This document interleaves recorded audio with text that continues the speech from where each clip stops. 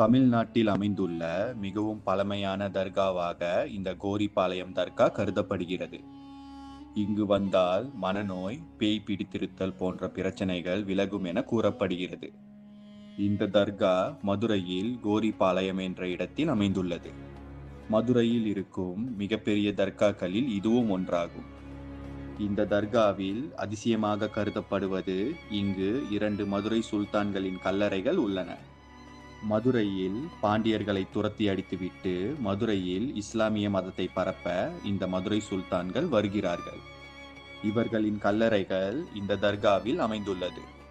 இந்த 2 மதுரை சுல்தான்களின் பெயர்கள் சுல்தான் அலாவுதீன் மற்றும் சுல்தான் ஷம்சுதீன் என்பதாகும்.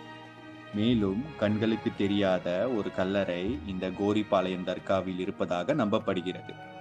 இது இந்தியாவில் இஸ்லாம் மதத்தை பரப்ப வந்த சுல்தான் ஹபீபு